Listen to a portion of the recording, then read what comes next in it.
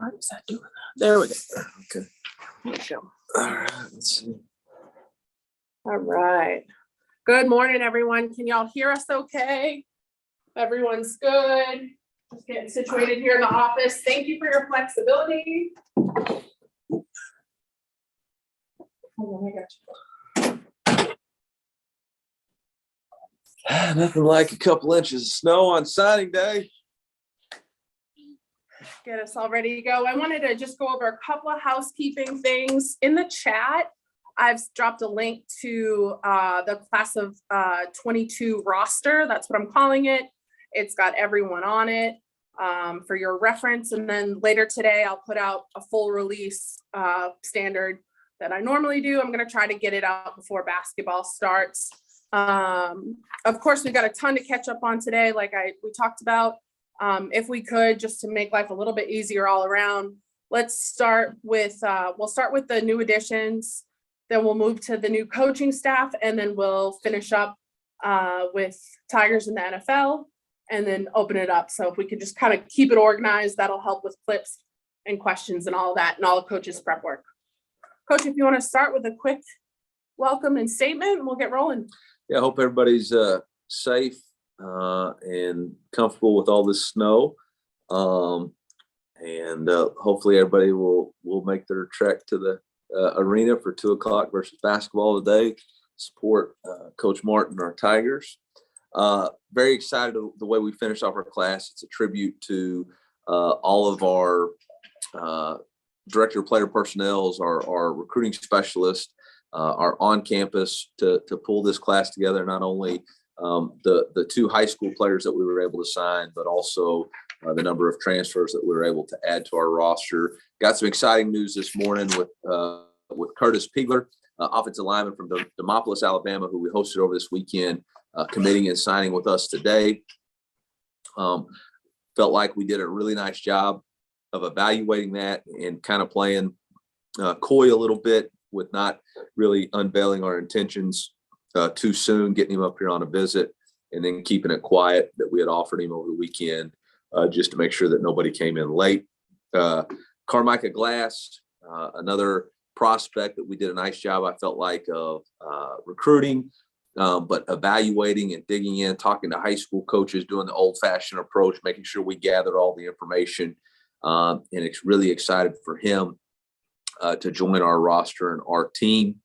And I guess really that's, all I have as far as new additions. Oh, well, actually didn't get a chance in my previous press conference. DJ Wesselock signed and committed, a local player from Boonville, Missouri. Really excited about his potential and really felt like him and Miss Marley really made the best decision for them in coming to Mizzou. Obviously we weren't even in his top 15 the first time he released it. So for our staff to really make up the ground and difference there, to get him to join the Tigers and be a part of the best class in school history up until now was really exciting. And that's really it for the high school players. We don't anticipate any more high school signees.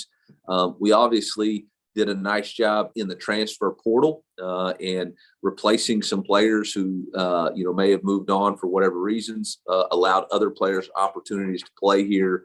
And so we have, quite a few new additions. And I'm just going to go through those guys individually, starting with Joseph Charleston, a young man that we recruited throughout the first signing period. Got a commitment in really late December. Excited about the versatility that he brings at the DB position and the safety position. Obviously, Tyrone Harper, a defensive end from Roswell, Georgia, that came to us by way of North Carolina. Again, a position that we felt like with the loss of a couple of players, we really needed to add some depth there. Jaden Jernigan, a defensive lineman from the state of Texas by way of Oklahoma State, actually had a very good bowl game in their bowl game and played really well. And obviously with the loss of some of our defensive tackles, needed some help in the interior. We're able to add him. Drayden Norwood, a defensive back that we had recruited from Fort Smith, Arkansas, and were one of his finalists before he picked Texas A&M. Wanted to transfer, and again, another position where we lose two players with a Caleb and Allie moving on, and then a loss of a transfer. Really felt like we needed some help there. Nathaniel Pete, running back from Stanford, who was originally played at Rockbridge. Excited, obviously needed to add some versatility and some help there. And his speed and his familiarity with us and in our area was exciting. Bency Polgar, center from Buffalo. What a great story. First generation transfer from Hungary. Parents living in Myrtle Beach, and just got a great story. Really excited to add him to our team. Obviously got a need there with Mike Mayetti leaving. And so to be able to add somebody to the competition was important for us. Welcome back, Dylan Spencer. Dylan Spencer originally signed with me and us in our first signing class, transferred to Jackson State, and then decided he would like to come back, and just really took into account all the different things that had happened in his first freshman year, COVID, and all the different ways that can affect somebody, and felt like, he needed a second opportunity. And for him to want to come back was huge. Him and Coach Johnson, myself met. We really feel like he's matured and humble and ready for this opportunity. Ian Matthews, a defensive lineman that we signed for a transfer from Auburn, will be in classes this week. And so really felt like we needed some help there at the defensive line to continue to add depth. Look forward to him joining in with Marquise. Sorry,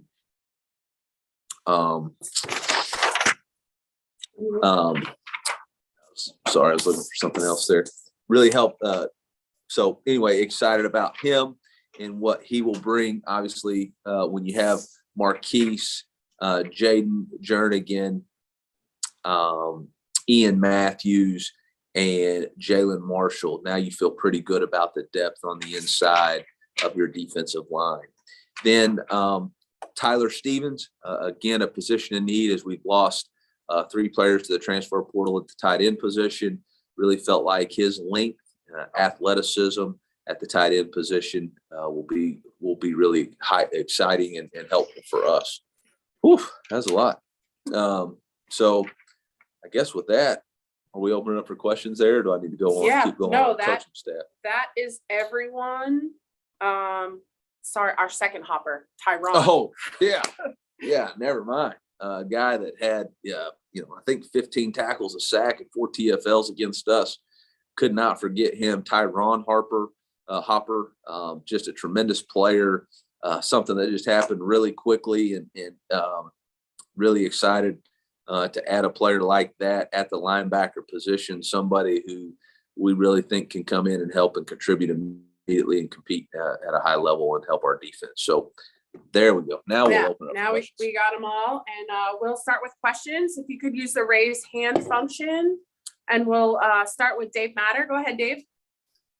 Hey, Eli, with I guess most of these transfers, were you looking for immediate impact players that you can plug right in and fill needs of guys that left either by the portal or graduated, or how were you addressing the portal this time around for this cycle? Yeah, it was really both, honestly, Dave, because every situation's a little bit different. Every position's a little bit different. Like, you had some that you really needed immediate help, like at the tight end position. And so bringing somebody like Tyler Stevens, instead of signing another high school player, we felt like we had enough youth and competition there with Gavin, Ryan, and Max, but we needed somebody with some playing experience. And so we really wanted to go with somebody more that could fill an immediate need. Ian Matthews is a guy who's got great potential and has got to continue to develop, and he's going to have an opportunity to play, but we're not expecting him to come in immediately and just become a day one starter. That was a portal transfer. Same thing with Drayden Norwood. It's a guy who has the opportunity to really come in and compete for an open position, but him being young and being able to add quality competition to a position that has some openings there. So it was really kind of both in all of those things. It wasn't a one size fits all. We weren't just looking for grad transfers or 1 year guys. We were looking for at each position kind of holistically. We'll go to Lila Bromberg. Hey, Eli, I hope you're doing well. With, a lot of the, transfers you were able to add on the defensive side of a ball and just on both sides of the ball for the transfer portal and the trenches. Just How do you think that kind of helps you being able to get, guys like that have, bad experience as opposed to filling, those spots with high school players? What kind of advantage does that give you, and what was your approach with that? Well, we really wanted to do both, right? We really wanted to add both a good foundational base of high school players who can come in and develop and grow and become great players for us, but also make sure that our roster wasn't just heavy on one side or the other. We didn't want to be too young, and we don't want to be too old. We don't want to have to continually repeat the cycle of signing a bunch of transfers or high school players. And so, how are they going to help us? Is the only thing better than a little competition is a lot of competition. And so what we're able to do is create a competition here where we have, 85 scholarship players who can all compete for the job in this new day and age where everybody's going to have to be able to compete at have a fair shake at the competition. We'll go to Ben Arnett. Eli, with the Hopper cousins playing together, was that something that you knew they wanted to do, or was that something that came up through recruiting and you guys maybe presented to them? No, that was something, we recruited Tyrone Hopper on his own, strictly for him as the defensive end, and that was it. Once he was here and had had a week under his belt, heard that his cousin was going to go in the portal. And once he went in the portal, then we made a move and let him know that we would be very excited and have an opportunity for him to come up here and potentially have a scholarship and play together. And got him on an official visit rather quickly. Had kind of learned through the process of trial and error that if you ain't first, you're last in the transfer portal business. And so wanted to make sure that we were one of the first to get him and really built a quick relationship. And I think obviously having a relationship with his cousin helped us quite a bit. But boy, we knew he was a good player. Gabe Yarman. Yeah, Eli, kind of two things on the transfers. You said you don't want to repeat maybe signing this many. Do you view this as a way to kind of quickly rebuild the roster, and you think numbers will go down in the future, or is like 10 transfers pretty normal maybe going forward? I wish I knew, honestly, Gabe. I don't think anybody knows. I think it's always going to be a reactionary process. You may, some years you may have more transfers than others. I don't know that at the end of the day, here's the reality. You recruit 85 players. 85 scholarship players on your football team are starters. And they were probably the best player on their high school football team. And then they all come here and there's only 22 starters. And so there's going to be that natural tension of, do I stay and continue to work and grind knowing that my opportunity may or may not come, or do I maybe, change and find opportunity elsewhere? I think it's always going to be a year-to-year thing figuring that out.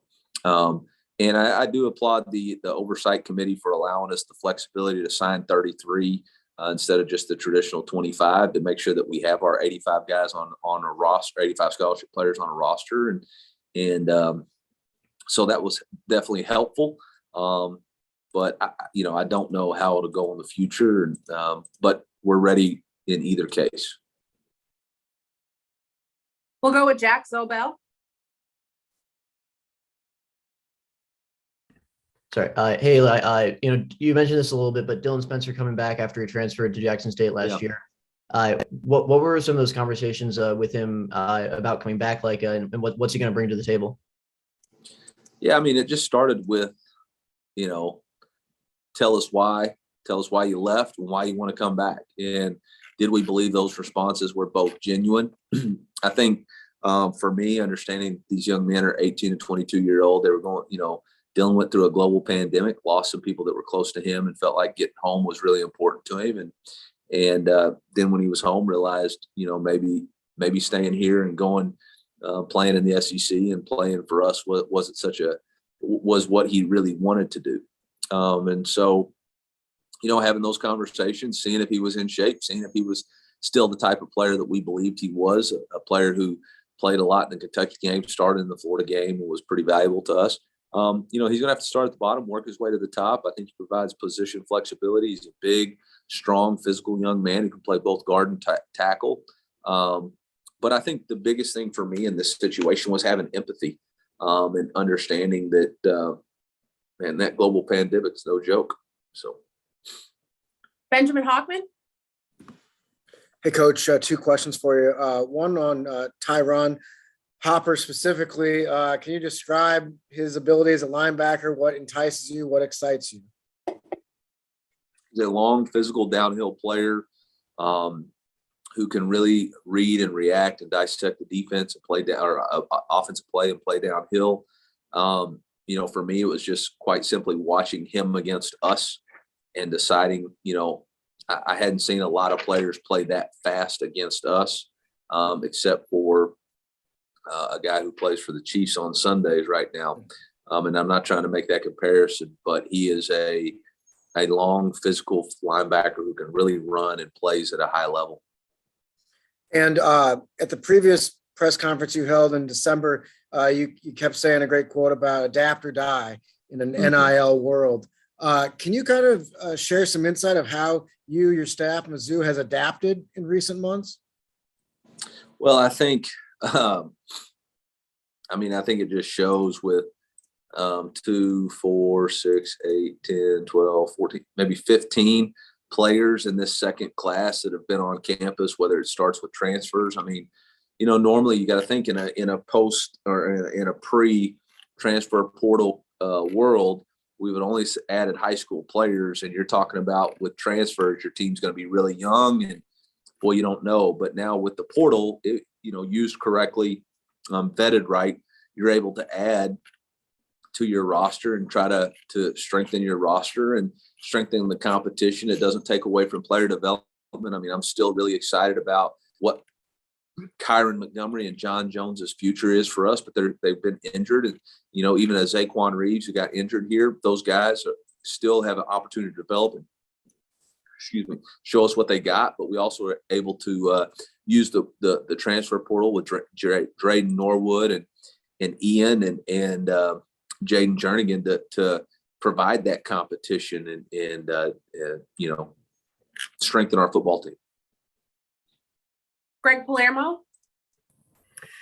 Coach, and I'm just curious, you still, I think, have room on your roster. So what are your plans for the portal kind of as you head into the rest of the winter here and then spring ball and after that? Yeah. So the NCAA allows you to sign up to 33 players within the cycle. I think after today, we'll have signed 27. Or it's 32. It's 32 players. We'll have signed 26, and so we have the potential to sign 6 more if needed. Not sure. Just have them in the back pocket, so to speak. But for us, our attention really after today turns to spring football and the competition that we're going to have there, and we'll make some more decisions based off the transfer portal coming out of spring football and kind of seeing where we're at. And then real quick, ahead, also Nico Hay needing to medically retire. Wondering if you can speak to that and what he's done for your program. Yeah, wish Nico all the best. It was unfortunate, but just for him and his future and his family's future, for him to get his degree from the University of Missouri is going to be something that's important to them. And then was a solid contributor to our football team. Our don't beat Florida without him on that big catch this season. So it definitely had some big time moments here at Faurot Field and some big time catches throughout his career here for us, and wish him all the best moving forward. Mitchell Porty. Eli, you mentioned Jaden Jernigan a couple of times, a guy who played quite a bit on a run defense that was really successful last season. What can he bring to the defensive line? Well, we've got a couple of positions that are open with losing a couple of those COVID seniors and then having some attrition due to the portal. So obviously Jaden has an opportunity to play. Obviously we've got some other guys in that room who can also help contribute and create that competition. But he's a guy who obviously has played. I think he's played in 27 games and has played a significant amount, really has natural pass rush ability, does a great job of shocking and shedding blocks and tracking the ball down. in the run game. And so excited about what his potential is and look forward to him creating competition within our room. Dave Matter. Eli, with bringing in Nathaniel Pete, how do you kind of look at running back situation? I know a year ago this time you said maybe a committee approach, and then obviously it wasn't a committee approach. It was all Tyler. Yeah. How do you look at that group right now? Yeah, I think that group has, again, trying to create competition. Last year we weren't sure. We knew Tyler was a great player, but we didn't know how good of a player he was or how elite of a player he was. And so I think it's the same thing here. We wanted to add enough ingredients into the mix and see, as they say, the cream will rise to the top. A guy who's, who added to our team, Cody Schrader, who was a Division II rushing leader from the St. Louis area, is another guy to add into the mix along with Michael Cox and Nathaniel Pete and BJ and Elijah Young. And so Molly, we open that up. So we have a lot of guys. And you know what? It's going to allow us this spring to really create the competition that we need in play, and allow guys to really show us what they have. Go ahead, Lila Brumberg.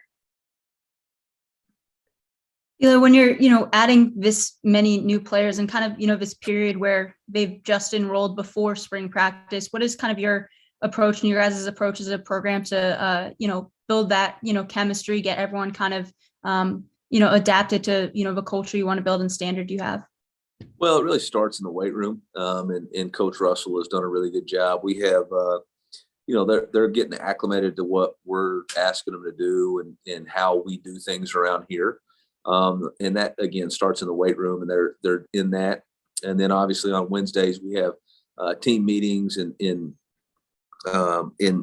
things that'll help us. We're in the middle of football school this week, which is this week's all about developing the self-made habits of skills and drills that can help these guys that they can do on their own for the next 9 months to really enhance their ability to perform. Next week will be football intelligence, football FBI, and then the last weekend will be scheme as we get into spring football, which is where you'll really build that chemistry and camaraderie. So it starts in the weight room with Coach Russ and then moves on from there. Chris Quincinski. Sorry, I botched that. It's all good. Hey, Eli, I was just curious. I know you touched, or you mentioned it a little bit earlier about Nick Bolton as someone playing the pros. I just wanted to ask, as a guy that started this year as a rookie and really made his headway on a Super Bowl contender, I was just kind of curious, why do you think he was so successful this season? Well, I mean, Nick just has all the characteristics of a great football player. We always, in our program, we talk about the separation is in the preparation. Nick was tremendous at preparing and watching tape and making sure he always had his body and his mind right, ready physically to perform at a high level. And I think that carried over to the NFL. Mike Reeves. Eli, in general, I don't know if you even characterize it this way, but did this class that you have, did it meet expectations, exceed expectations that you may have had going in? Is there a way to answer that? Well, for us, core value number one is always compete to do it better than it's been done before. And so for us to sign, the best class in school history, I think was just living by our core values. The challenge that I had for our staff yesterday was now we've got to recruit better than that this year. The only way for us to continue to close the gap with the upper echelon in this conference is to stack these classes on top of each other. We're making some headway in the previous two classes, but we need 3 and 4 and 5 of those classes. I mean, there was an article talking about Georgia and their national championship and how much they've invested in recruiting over the last 5 years and what the recruiting rankings were over the last 5 years that allowed them to win the national championship and break through. I think for us, that's the approach that I'm trying to take, is that nobody's patting themselves on the back. It was an opportunity for us to compete and show what we have. But in order for us to continue success, we're going to have to sustain that momentum and really do it better than it's ever been done before in the next one. Benjamin Hockman. Coach, I just wanted to ask just in general about the grooming quarterbacks during the off season. How can someone catch your eye and work their way up the depth chart when there's not football being played in the offseason? Yeah, I mean, I think everything is a competition. You know, whether you're throwing the football or whether you're leading in the locker room or leading in the classroom, demonstrating leadership, demonstrating preparation, your understanding to watch tape. You know, football is a game that you spend countless hours and hours and hours, but the actual game time is about 6 minutes.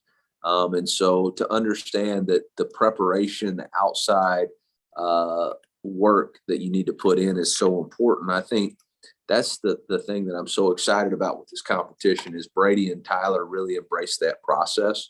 You know, and I know Sam is already itching, has already got a playbook and is trying to learn that on his own. It'll be a little bit tougher without him being here until the summer, but it is going to be a fun competition. All of these guys are ultra talented, ultra competitive, but they're ultra team first guys. And so it's going to be a lot of fun. And I look forward to seeing, you know, who really takes the reins of this thing. Gabe DeArmond. Along the same lines, Eli, when Connor left, given relative inexperience there, I know you've talked a lot about the difference of recruiting quarterback versus any other position. Was a transfer at that position anything you entertained at all, would entertain this spring, and just kind of why or why not? We'll always reserve the flexibility to do what we think is in the best interest to win. And I've had this discussion with our team so that there's no misunderstandings. Like, our goal is to win. And as long as we all understand and share in that value, we're going to have an opportunity to be successful. It's not about protecting anybody's feelings. It's not about protecting anybody's roster spots. It's about what do we need to do in order to win the SEC East. That's what we all came to do. So if in our evaluation we feel like we need to take another quarterback to provide either depth or provide competition, then we reserve the right to do that. As of right now, we didn't find one that fit. There wasn't somebody that was in the portal that we felt like was, or they didn't think we were the fit. Either way, it really doesn't matter. It just, at this point, it has not been a fit. But if we get to the point where we feel like there is one, then we reserve the right, whether it's at linebacker, quarterback, wide receiver, defensive end, DB, anywhere. Our allegiance is to this university to win. And if we feel like somebody can help us do that, we're going to add them. Ben Arnett.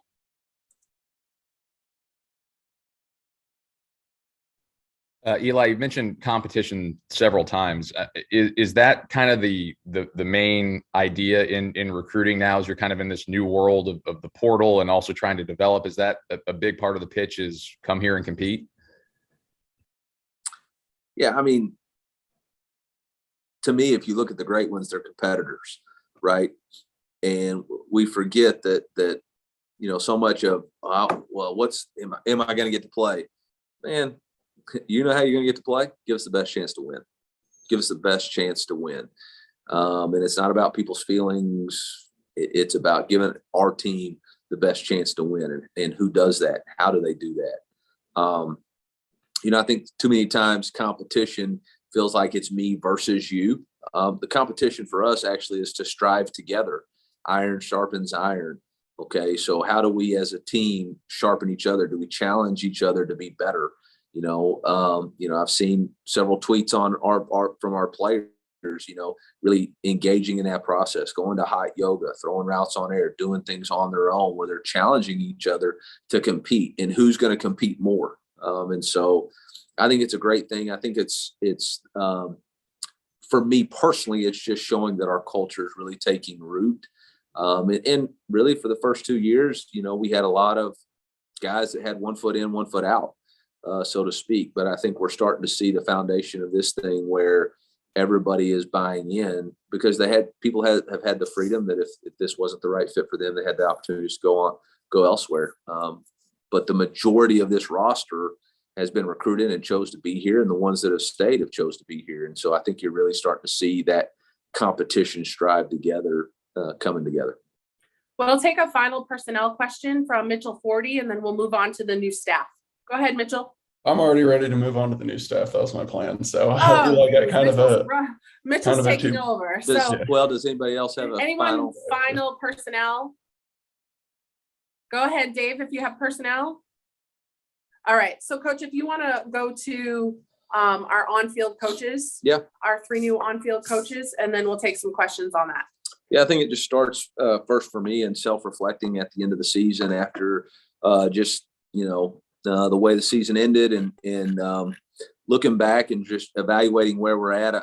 I do want to state that I'm very proud of over the past 2 years qualifying for back-to-back bowl games. I think there's only been 2 other head coaches in their start of or 1 other head coach in the start of their career at Mizzou to be able to do that in their first 2 seasons. So I do think there are some things, some positive things that are really going on in our program, and not only that, but the development of our recruiting class, the development of our players, the developing schemes that we have. So I think there's a lot of positives, but when I look back, my job is not to pat myself on the back. It's to look critically through a lens that says, how do we improve? And you specifically, Eli, what are you going to do to make sure that this team's moving forward in the right direction? On the offensive side of the ball, I felt like, our quarterback play was pretty good early, but our team was not functioning as a unit very well. And so I stepped away from the quarterbacks and spent more time on the team, and then our quarterback play fell off late in the year. And so just looking at that, felt like I wasn't doing a good enough job coaching the quarterbacks and handling the team responsibilities. And so felt like with Coach Woods moving, it was an opportunity for me to look back and say, how can I restructure the staff? Really know that Eric Link is one of our best teachers and coaches, does a tremendous job at coach tight ends before. Wanted to get more value, get him into more people on our team. And so was able to take him from just a special teams coordinator role to put him as the tight ends coach. And then that allowed me to say, okay, what's best? Coach Hamden is a tremendous quarterbacks coach, probably a more naturals quarterbacks coach than he is a wide receivers coach. Spent time at Washington developing quarterbacks. Was an NFL quarterbacks coach with the Atlanta Falcons, and just so felt like I can move him into that position. A guy who's been around me, knows what I'm thinking, will communicate with those guys, but be able to spend more time with them and really give them the time that they need. And so felt like that for us moving forward, I'm still going to call plays, be the offensive coordinator, and we'll be in and out of that room. But I'm really going to turn that thing over to Coach Hamden and let him develop those quarterbacks and spend more time with them. Allowed me to hire Jacob Peeler. Jacob is not somebody that I worked with before, but I got a recommendation. And the more we interviewed him, and the more I dug into it, really felt like he could be a great fit for us. Seeing the development that he made from his players, whether it was at Ole Miss, at Cal, or even at Texas State, I felt like his reputation as not only a recruiter, but as a person. So we're really excited to bring Jacob on staff. Feel like he's going to be able to create some new ideas and challenge us in the throw game to continue to improve. So was really excited about that opportunity to add value to our staff, to grow and to challenge our staff to improve. On the defensive side of the ball, DJ Smith has been a tremendous linebackers coach for us, but he's been our best recruiter. So with Coach Woods leaving as our recruiting coordinator, it was an opportunity for us to promote DJ Smith to our recruiting coordinator position and give him ownership in that. And he's really done a really nice job of taking ownership and continue to set the direction for us in recruiting. He'll work alongside Ryan Treshelle, our director of player personnel, and Brett Whiteside, our director of on-camp, or our chief recruiting officer, to continue to set the stage in the direction of our recruiting. Had some adjustments in the secondary.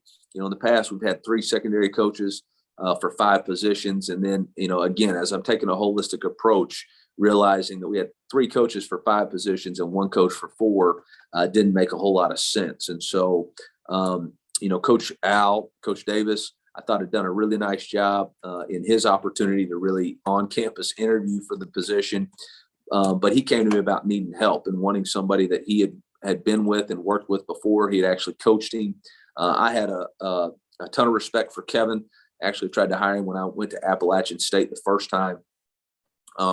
And so when I got a chance to just interview him and get him on the phone with Steve and interview, really felt like it would make a lot of sense for us to put 2 coaches in the defensive line. Kevin Peebles will coach the edge. Coach Al will coach the interior guys, and really allow us to focus on those guys to continue to get more production from up front. Then on the back end, we had a couple of adjustments there, and really wanted to again find what fit us best, and had a relationship with Blake Baker, working with him at Arkansas State and Boise State, and have tracked his career. And so when I knew the need for a safeties coach, with Coach Wilkes being our corners coach, I felt like that was an opportunity to, again, add somebody who has coordinating experience at the collegiate level, who's seen a lot of different things, been in this SEC, been in the ACC, can be a sounding board for Steve and continue to help us improve, and be somebody who can really be a number two in that room to help Steve, as we must make improvements on the defensive side of the ball. I mean, we did improve in the second half of the season, but by no means are we satisfied with the performances on either side of the ball in relative to terms of production. And so at the end of the day, this was an opportunity for us to improve our staff, not only as coaches, recruiters, but in scheme. And I feel like we've done that. So really excited for those guys to come on board. I'll open up for questions. Go ahead, Mitchell. Yeah, Eli, with Eric Link working with the tight ends now, how are special teams duties going to be broken down? Is that still going to be mostly him, or is it kind of everyone pitching in there? Well, so it'll always be led by Eric, and Eric will lead the meetings in all four, or really all four units. But DJ's always done field goal block. Coach Johnson's always done field goal, and then everybody who is not a non-coordinator helps with special teams, whether it's in the returners. Coach Looper coaches the returners, whether it was the perimeter guys. Everybody will have a role on it. Coach Baker, Coach Peeler, Coach Peoples. Everybody will have a position that they're coaching on special teams, but Coach Link will be the primary play caller in those schemes. Lyle Bromberg. Yeah, with Jacob Peeler, you mentioned kind of the guys he had developed, being able to especially at his previous stops, being able to develop guys like AJ Brown, DK Metcalf. Just how does that kind of excite you, having him in that room, especially with the wide receiver talent that you guys do have now, and developing a guy like Luther Burden?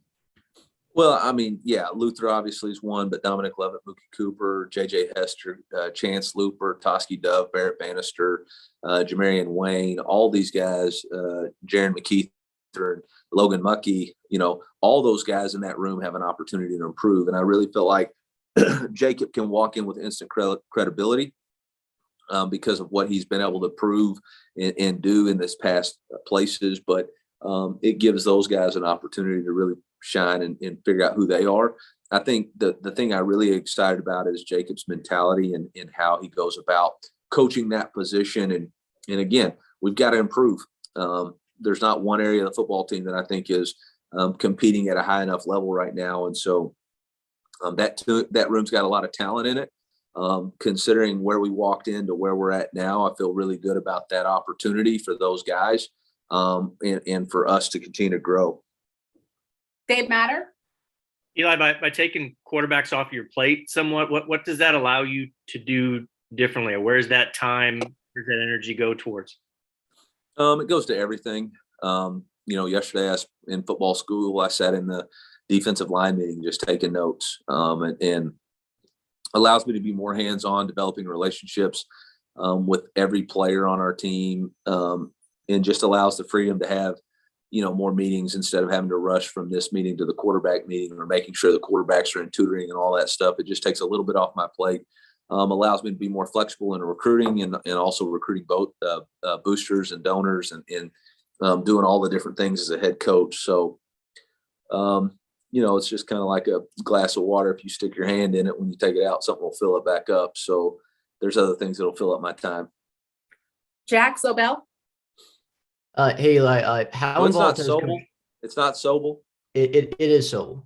Oh, I say it wrong. Yeah, because I swear it was Jack Sobel, but she is adding a consonant to it. All right, there we go. All good. But how involved has Coach Wilkes been in restructuring the defensive staff? What are your thoughts on the job he did as the defense improved down the stretch last year? Well, I mean, Coach Wilkes and I work hand in hand, and obviously had conversations with him about everything I was thinking and the direction that we were going, and let him, interview all those guys just to make sure he felt like they'd be the right fit. Again, down the stretch, we played much better than we did first part of the season. My evaluation is that their stability's got to override anything right now. Our team needs, I felt like just needed not necessarily stability, but continuity within scheme. So that I felt like as you watch the season and as you self-scout what we were doing, the more our players got comfortable with what we were calling, the better they were performing. And so, that's what we got to do. There's obviously some things in our scheme that we've got to fix. And that's what this offseason is going to be about. Final coaching question from Gabe. Yeah, back to kind of your answer to Dave's question about, allocating your time and all that. Everybody who's ever been a head coach says you don't really know everything that's involved until you've gone through it. And now that obviously you're a couple years in, I mean, is this part of a constant adjustment of figuring out how to allocate everything and where your time is best used? Yeah, I think so, Gabe. I think it's part of just that self-reflection. I think every year is a little bit different. I think in that COVID year, there wasn't nearly as much outside noise and distractions or things that we were having to do, being on the road recruiting, transfer portal, NIL, all these different things that are coming up. And was still trying to do the very best that I could being in that room. But, again, it was obvious by the way that we played at the end that the quarterback position was not being coached nearly well enough. And that's on me. And so that was on me to fix as the head football coach. It's not, everybody can identify problems. The question is how you're going to fix them. Sometimes there's a quick fix. Sometimes there's a fix of, hey, we just need to continually do it better. We got the right process, but the process isn't better. After 2 years, I felt like, maybe we just didn't have the right process with me sitting in that room all the time. And not sitting in some other rooms and not being around the other guys, not spending enough time with those guys because I wasn't always able just to go have a 30-minute meeting with the quarterback, maybe one-on-one about life or something like that, because I was pulled in a different direction. I was in recruiting. I was in evaluation. I was in a defensive third down meeting. So this allows Coach Hamden to really focus in on those guys 24/7. And we'll shift gears to our Pro Tigers. Coach, if you want to talk a little bit about what you saw from Nick Bolton, and congratulations to Kendall Blanton advancing with the Rams. If you want to speak to those guys. Yeah, just congratulations to Nick on a heck of a season. Obviously played really well for the Chiefs and was fortunate enough to get to watch him 2 times in person, and really proud of the way he's handling himself as both a player and a person off the field. Obviously, Kendall Blanton, trained here on the off season. There was a couple of times I thought he was working as a recruiting intern with KP's, hanging out in our recruiting offices. And so to see him, again, stick to it and continue just to keep working and have his opportunity come. First career touchdown versus the Bucs, and then had 5 receptions for 57 yards. And an opportunity to go play in the Super Bowl. Just wishing the best of luck. And, if he wants to give KP a ticket to the Super Bowl, I'd probably be accepted. Anything NFL related for Coach Drain? All right, y'all, appreciate it so much. I'll be sending an email shortly. Be safe today, getting to the arena or traveling out. Thank you.